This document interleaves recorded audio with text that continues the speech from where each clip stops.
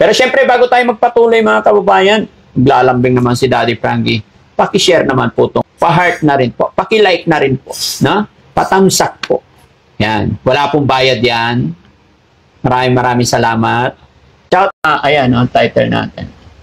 Purapor, kailangan na nga bang ibalik dahil nag-aalala ang kanyang nanay. So, nag-worry lang ako mga kababayan. No? At syempre, gusto ko rin makuha yung opinion ninyo. No? Doon lang kami nagulat mga kababayan na sa pulis bigla. Pero syempre, wala kaming hidden the agenda, wala kaming kinakatakutan dahil maayos ang aming hangarin. Nakakapagtaka sa tagal ng palaboy-laboy ng ilang years, now lang sila nag-alala. I smell something fishy, Daddy Frankie. Based lang sa kutob ko.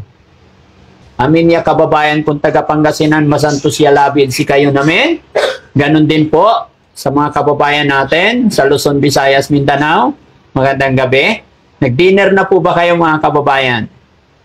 Ayan, kami po tapos na. Medyo maaga nag-dinner ang Team DF dahil nga po may pag-uusapan tayo.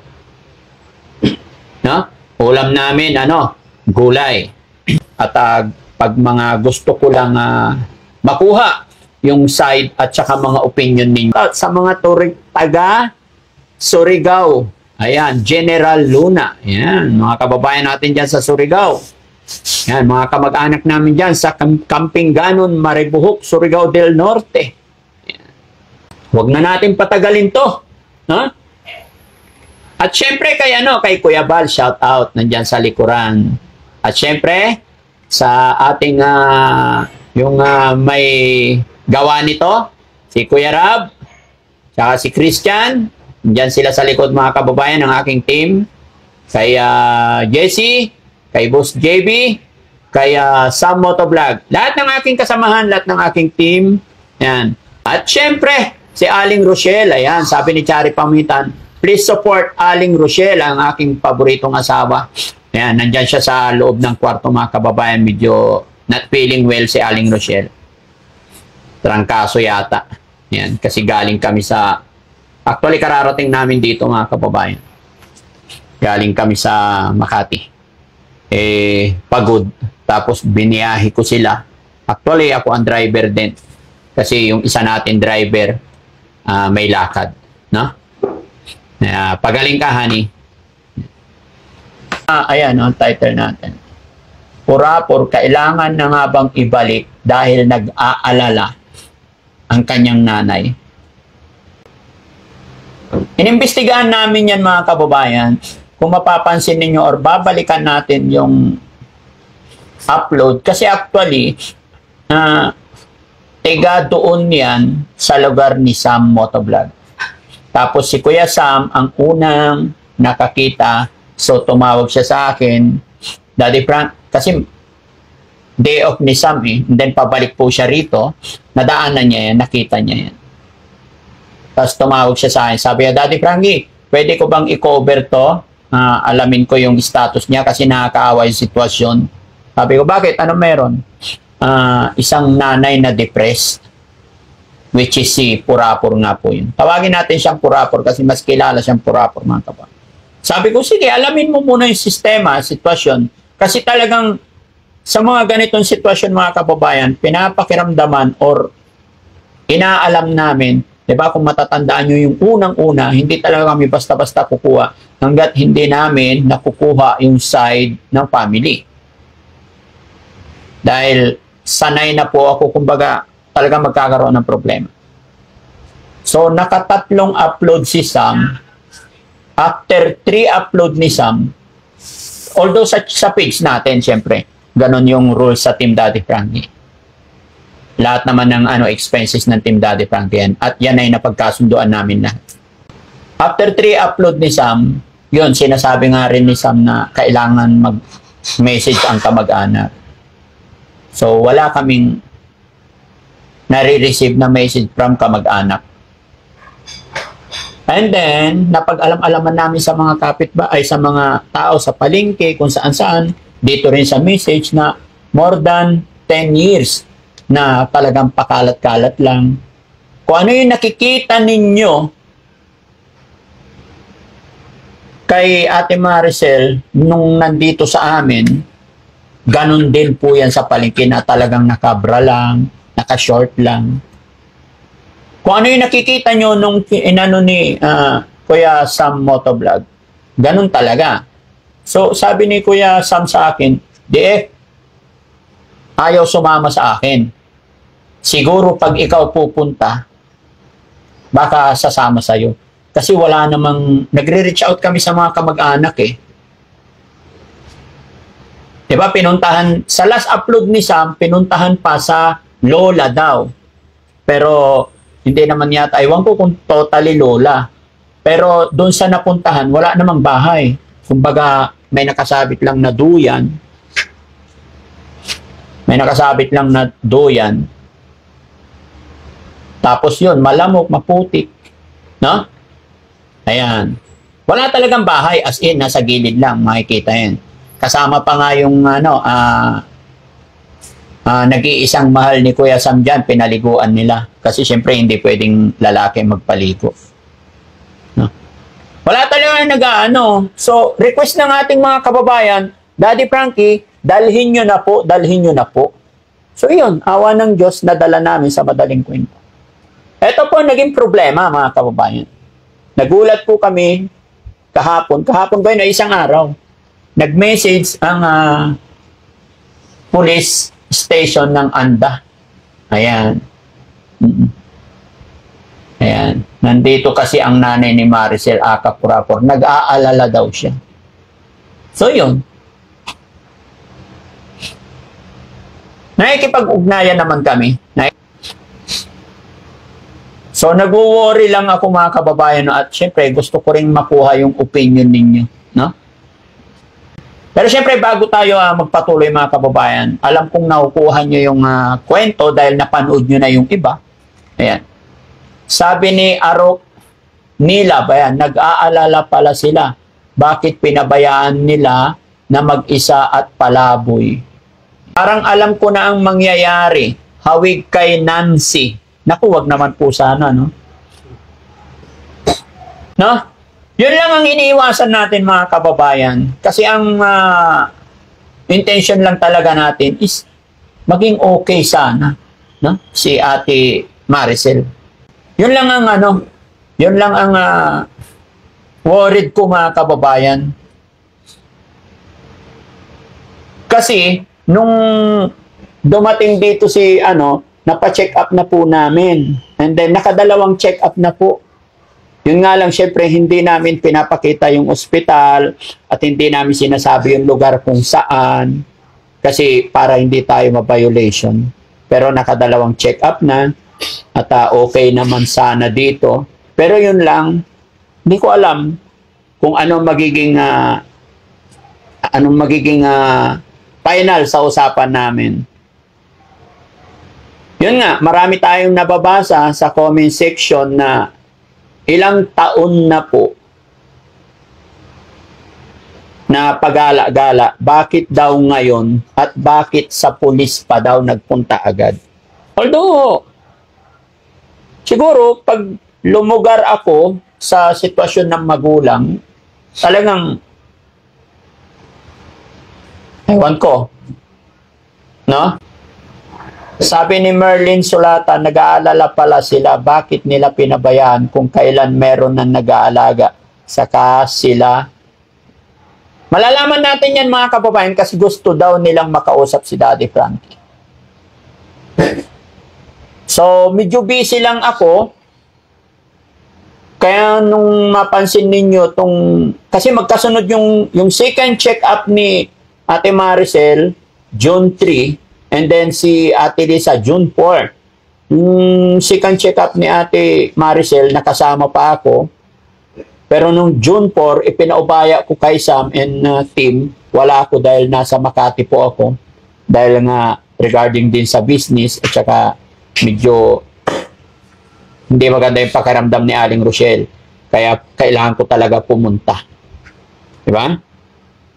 Sayang ang naumpisahang pagpapagamot ni Maricel kung tatapusin ng family ang laban ni Ate Maricel sa buhay imbis na matuwa sila kaya di natin alam ang pakay. Yes po, yun ang hindi ko pa alam mga kababayan. Tsaka syempre medyo gumastos na rin tayo. Although sa akin wala na problema yun eh. Kumbaga kasama na sa buhay natin yung gastos. Kasi ang goal ko talaga mga kababayan, masaya ako pag yung tao na pakalat-kalat tapos napagaling ng Team Daddy Frankie. Parang masaya kami. Nagsiselebrate kami pag may turn over kami sa pamilya na ganun. Mike, sabi ni Ma'am Krasi Joy, yun na nga mga kababayan, kung kailan nasa kay Daddy Frankie may concern na. Ilang years na nasa lansangan, hindi lang 10 years. No? So, sana hindi magaya dun sa mga nauna. Kung panoorin na lang muna sana nila, mapapanood na lang sana nila na nandito naman. At saka, yun, hindi lang naman siya mag-isa. Hindi natin alam kung ano mga nasa isip, pero mapapanood naman. At saka si Ate Maricel, alam niyang ingatan ang sarili niya. Kumbaga, alam niya pag inaabuse, alam niya kung sinasaktan siya or what. Unless nakagustuhan niya yung mangyayari or yung gagawin. Di ba?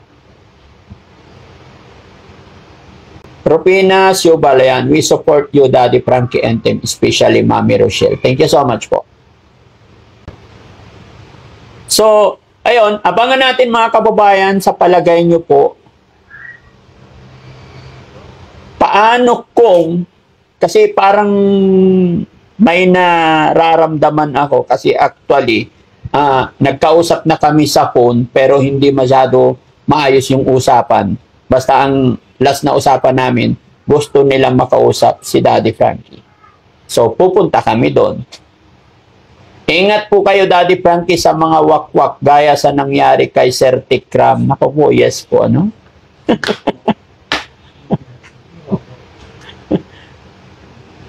Kausapin ka, Daddy, kasi sasabihin nila na sila mag-aalaga. Ang hirap naman ng kalagayan nyo, Team Daddy Frankie, kasi kung kailan napagaling na tapos ito na naman, kukunin na naman ng pamilya.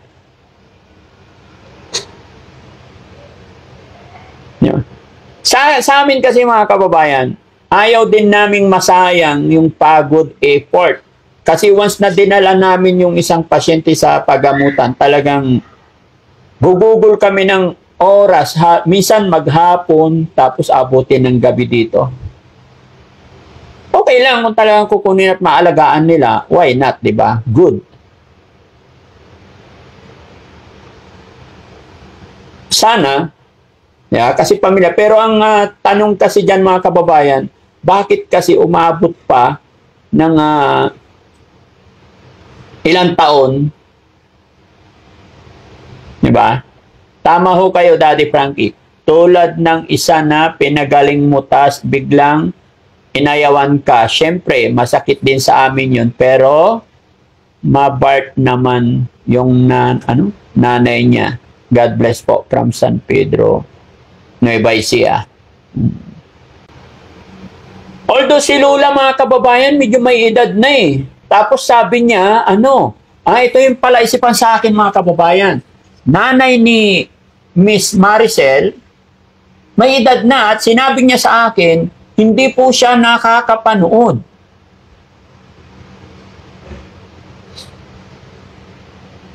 Hindi siya nakakapanood sa amin.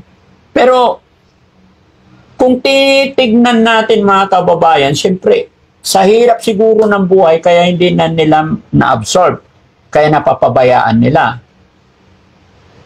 Pero bakit biglang parang gustong kunin? At ito pa, bakit sabi nga na isang comment section, bakit sa pulis bigla? Samantalang bago kunin namin, or yung last na upload ni Sam, ipinaalam pa doon sa tinitirhan, nagpunta pa doon si Kuya Sam. Tapos nung ako na ang nagpunta, syempre, nagkataon na nandoon siya sa palengke. And then nag-iwan din ako ng message na sa mga kamag-anak para mas lalo at mas madali na mapagamot, maipag-ugnayan sa amin, mag-iwan lang ng message. Doon lang kami nagulat, mga kababayan, na sa pulis bigla. Pero syempre, wala kaming hidden the agenda, wala kaming kinakatakutan dahil maayos ang aming hangarin, kaya nakipag-usap din ako sa police station. Wala rin kami naging problema sa police station, mga kababayan. Okay naman nung in-explain ko ang lahat. Okay naman sa police, wala kami naging problema.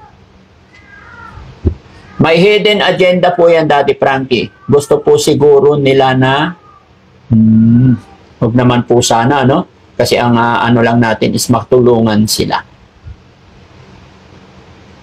Sa akin naman, mga kababayan, walang problema kung mga maliliit na bagay. Nakakapagtaka sa tagal ng palaboy-laboy ng ilang years, now lang sila nag-alala. I smell something fishy, Daddy Frankie. Based lang sa kutob ko. Sabi yan ni Lisel Padilla. Maligalig na nga si Ate Maricel eh. Nagliligalig din yung family ni Ate Maricel. Di man nila mapapagamot ng maayos. Watching from Lingayen. Hello po. So doon lang ako kinakabahan, mga kababayan, kasi mahirap kasi yung nasa kalagitnaan na tayo ng gamutan. Siyempre, hindi rin kumbaga yung gamot, hindi rin basta-basta, mga kababayan, di ba? Tapos biglang mauudlot or what, medyo nadadala na rin ako minsan, mga kababayan. Kaya ito'y pinag-iisipan naming maigi. Pinag-uusapan namin ng team at saka hindi natin alam, mga kababayan. Kaya, nasa lansangan noon si Maricel, hindi nila hinahanap nung ilang taon na si Maricel sa lansangan. Tapos ngayon, nasa kay Daddy Frankie, nag-aalala sila from Alcala, Pangasinan. Sabi ni Isabelita Pinto.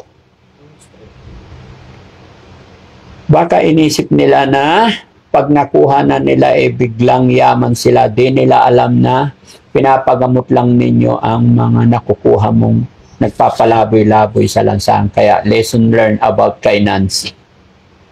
Yes, mga kababayan, kasi akala kasi ng iba, akala nila purkit na ba-vlog or what, malaking pera na. Pero hindi ganun kadali, mga kababayan, no? Hindi ganun kadali. Baka ayaw nilang gumaling anak nila. Sa tagal-tagal na nasa lansangan si Ate Maricel, ngayon lang sila nagkaganyan. Ngayon na may nagmalasakit sa anak nila at saka naman sila ganyan. Actually, mga kababayan, kahit ilang araw pa lang sa mga inaalagaan, kasi talagang focus kami. Kasi yun ang, kumbaga, china-challenge ko rin yung sarili ko, mga kababayan. China-challenge ko talaga ang Team Daddy Frankie, ang aking mga kasamaan. Kaya na sinabi ko, masaya kami pag may napapagaling kami. So, ibig sabihin kasi, para sa akin, parang napakahirap isipin na wild, di ba? Wild yung tao. Tapos, ilang taon na, tapos mapagaling na, kumbaga, gagaling sa tulong ng Team Daddy Frankie, sa effort ng Team Daddy Frankie at sa gabay ng Panginoon. Parang napakasarap pakinggan pa. Parang achievement talaga sa Team Daddy Frankie. Kaya masaya kami. Kaya yun ang gusto namin. Diba? At higit sa lahat, syempre, yan ang kinalulugdan ng Panginoon.